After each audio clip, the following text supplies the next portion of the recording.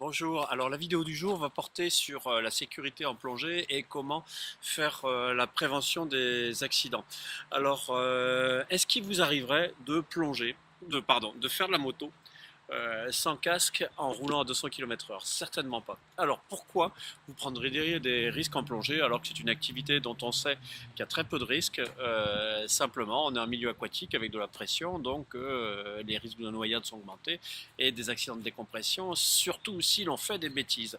Alors pourquoi je fais cette vidéo? Tout simplement parce qu'on arrive à une période où on a régulièrement des accidents qui défraient entre guillemets la chronique, tout simplement parce qu'il y a des gens qui débarquent, hein, particulièrement des groupes qui viennent pour faire des plongées, qui n'ont pas plongé depuis longtemps, qui ne font pas de plongée de réadaptation et qui veulent absolument profiter de leur week-end et plonger, sans forcément avoir une forme fantastique, en étant peut-être fatigué, en ayant fait la fête et en outrepassant les règles de sécurité basiques. Je ne veux pas faire de polémique sur les derniers accidents qui se sont passés, mais simplement tirons les conséquences, hein, sans spéculer.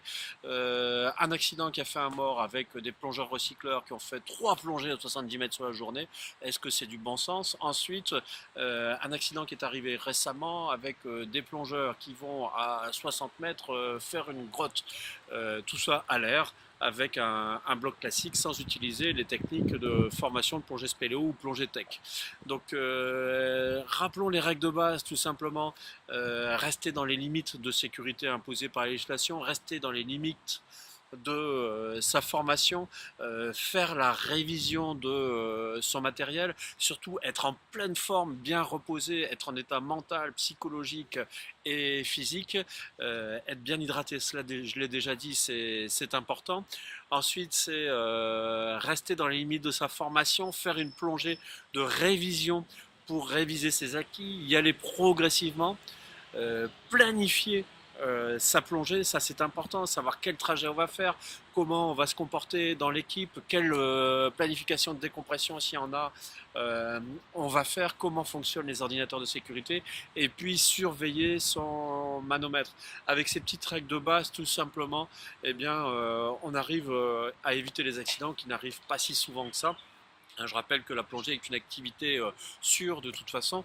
Il suffit de gérer les règles de base, hein, comme tout à l'heure, je vous le disais, porter son casque en moto, c'est important, on ne tombe jamais sur la tête, mais au cas où, ça peut servir.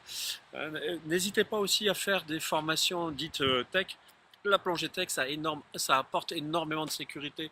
Plonger avec un 12 litres et un 15 litres et envisager de la décompression, ça veut dire qu'on n'a aucun filet si jamais il arrive quelque chose. Je vous rappelle qu'en cas d'essoufflement, on multiplie par 10 sa consommation. Donc utiliser les règles de base qu'on apprend en plongée tech, c'est super génial.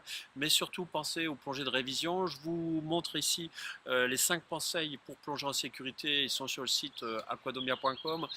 Donc ici résumé dans cette fiche. Je vous invite aussi, si vous voulez avoir une vidéo qui traite d'un sujet particulier, n'hésitez pas, faites un commentaire sur cette vidéo, passez-moi un petit coup de fil, un petit mail, un petit post sur Facebook, tout simplement. Si vous avez aimé cette vidéo, cliquez sur j'aime. Si vous n'avez pas aimé, cliquez sur j'aime pas.